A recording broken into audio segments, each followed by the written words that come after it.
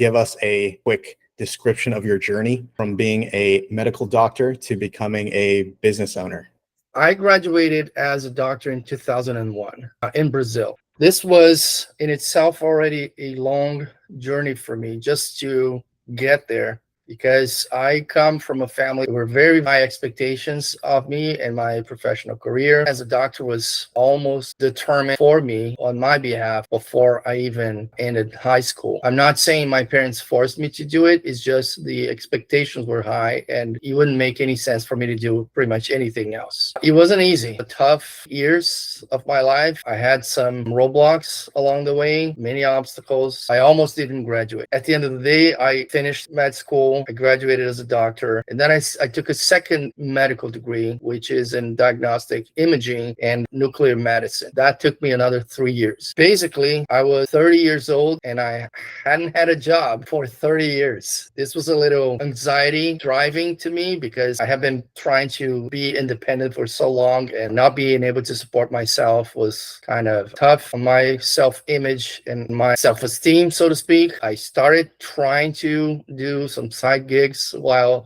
doing medical school. It didn't pan out well. My parents supported me until I completed both degrees. So thankful for them for that. Then I finally went out in the world and got my first job. That was 2006, 18 years ago. And that first job was as a doctor in diagnostic imaging field, which was what I had a degree for. But they also needed me to run the department there. When I got there, and it was countryside Brazil. It was a tiny little town far from any large metropolitan area. And I got there and they had this just four wall, nothing in it. And then they said, yeah, you're going to set up the department. That's what we needed to do. Set up this new department. I don't know anything about diagnostic imaging, but I already built this building. So now you have to operate it. And then I had other job offers as well, closer to my parents and closer to my friends. But for some reason, I decided to take that one. It wasn't the best paying one, the most challenging one. I saw in that an opportunity for me to really build my organizational skills, because I had been feeling down because not able to support myself. So financial independence was super important for me for so long. And this opportunity for me to establish an entire division, entire department, I was super curious about it. That seemed to be super challenging. So I took it. From 2006 to 2008, I spent 3 years creating that clinic. I had to negotiate purchase of equipment. I had to deal with architects. I had to deal with vendors, hire trained people, create SOPs,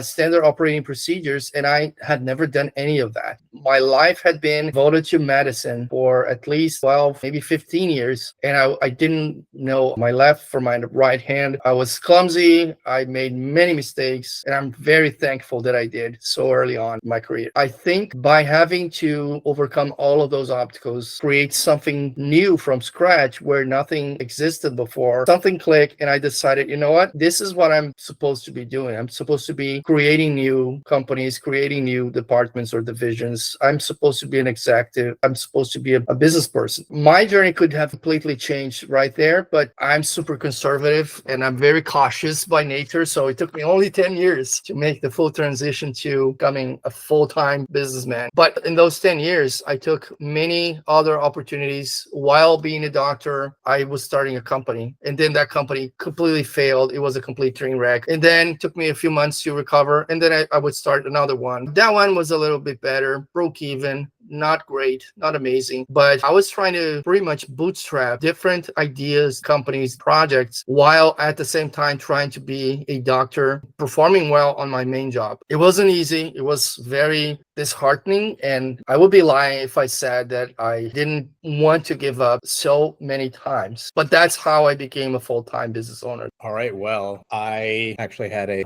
similar sort of early childhood where doctor was kind of like the expectation, but ended up bailing at the last minute. The career parallels between your former career and your current one. How did your medical training or work prepare you for the world of business?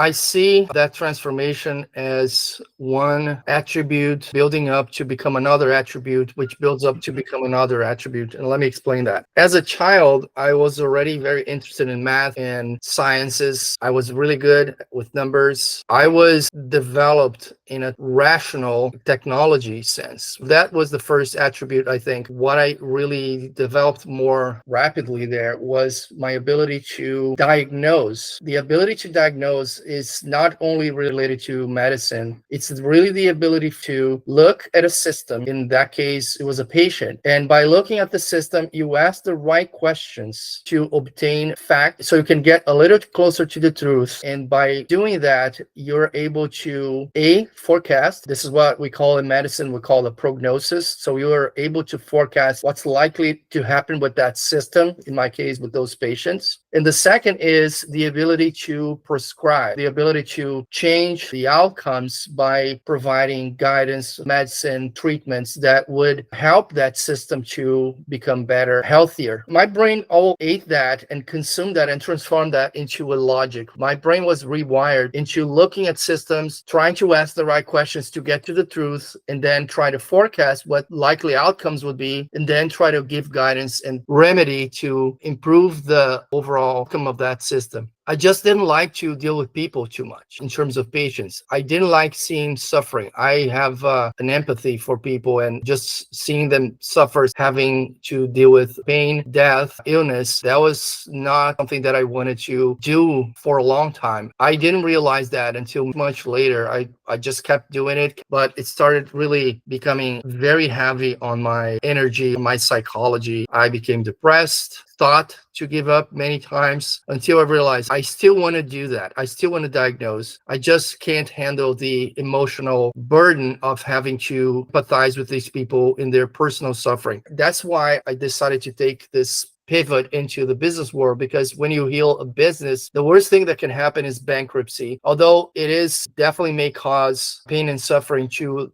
all the individuals involved, I don't take this as emotionally as I would when I am helping the one-on-one patient. Looking back on your career, what would you say were your biggest failures, and what did you specifically learn from them? I have a forward-looking brain circuitry. For me, it's hard to remember stuff. One of the events that were really a breakthrough in my life, and that was definitely one of the main failures. I had many failures. Let's just start with that. Failing and making mistakes is the only way you can learn and only way you can proceed. Really secret sauce of getting ahead in life and making progress and being successful and being happy is being okay in making mistakes and having failures and just learn from them and keep going. Resilience is super important because it makes you get up after you fell and keep going without giving up. One of those many failures I've had while working for a previous employer, recently received a promotion to clinical director, the company I worked for in Brazil right before I came to the US. Instead of taking that as an opportunity to challenge myself and learn from the position, I almost took that as an entitlement, and I didn't go as far as I could. I didn't devote myself to the learning how to do it and to improving myself. For some reason, I took that as a trophy. I felt entitled for some time, but every action has consequences. That entitlement came to bite me a few years later when I was pretty much demoted from that position because I just didn't have anything to add to the company. That was kind of shameful to me. Now, as I say it out loud, it's almost like I don't want this ever to be out in the open. But if it is not ever out in the open, then it's almost like it's never happened. We might as well just get it out there. One of the biggest failures, and what I learned from that was nothing is granted. You might have a great position right now, you're recognized for your accomplishments, you might be given a role or a position or a promotion. Just be grateful that you got that and keep going. Don't stop more than maybe one day or a couple days to celebrate. Just keep aiming higher, aiming to the best version of yourself, because you're never there. I'm convinced that I'm going to be my deathbed and trying to become the best version of that self when I get there.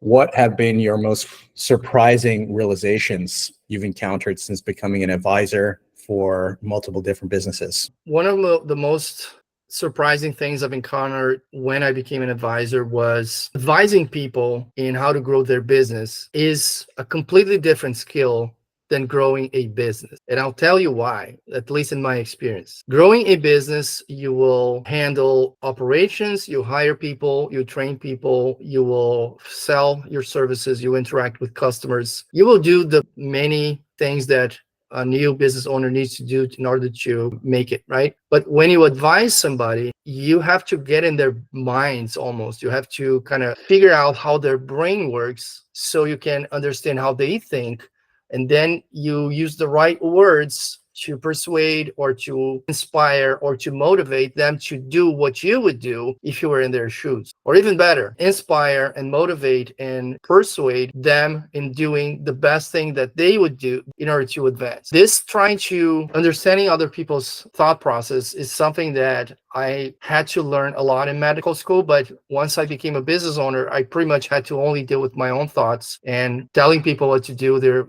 My employees or vendors, I'll just say, this is what I need you to do. This is how you do it. Go do it. Let's see if you did it correctly. But the art of persuasion is one of the most undervalued skill sets that an advisor can have. That was surprising to me. I thought I was going to go in and just teach people how to grow their business and the business would just grow.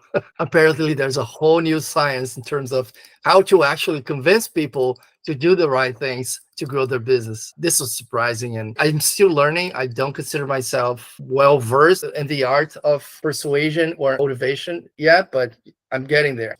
What is your approach to balancing the stressful drive for constant improvement with gratitude or acceptance for where you are currently in your journey?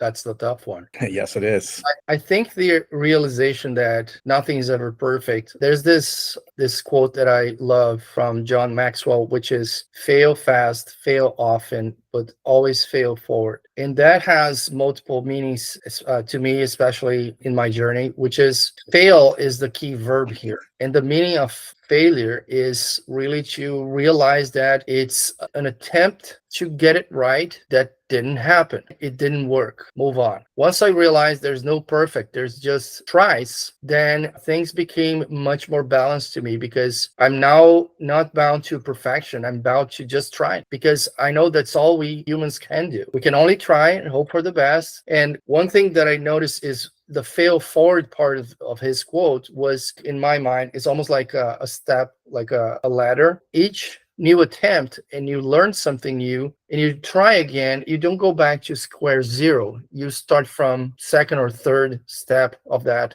ladder. You're always going to try something a little bit better than you tried before. And the realization that there is no perfect, that gives me peace of mind. Of course, I still have the same sources of stress and uncertainty as every business owner, which is, are we going to have cash next month? Clients investment next month? Mechanical thoughts, doing this, checking this box. We need to do this now. Now let's do the other thing. That is just the mechanics of running a business, I think. But I don't feel consumed by it anymore, as I did maybe 10, 15 years ago, when anything I did needed to be the absolute perfection. Expect a trophy or a gold medal for every single thing that I ever did. And that was very discouraging because you stop trying. It's almost certain that I'm not going to be a gold medalist on this one. Why try it? That was the source of a lot of stress, sadness, and anxiety, and even depression at times. But once I realized there's no perfect, there's only tries, I don't lose sleep over it anymore. And that's been for a few years now, for many years. How about you? How do you deal with the balance between perfection and feeling relief or joyful and grateful? I don't really balance it. An extreme personality and the philosophies that are in those extreme directions are objectivism. I don't know if anyone's familiar with that, but objectivism is very forward focused, driving for excellence all the time. And then on the other end of the spectrum is Zen Buddhism. I think for me, in the always strive for improvement all the time, 95% in that sort of mind state. And then 5 to 10% of the time when maybe it's at the end of the day, past midnight, and I'm still working and I'm not seeing any progress, thoughts of fear or failure creep into your head. That's when I kind of take the Zen Buddhism approach where I just think to myself that I did everything that I could. And then at times there's going to be certain things that are outside of your control. Not everything is going to be in your control. You can only control a certain number of things, do the best you can. And then everything else is left to the universe. 5 to 10% of the time, I kind of just put myself in that Zen or Taoist state, and I get over it pretty quickly.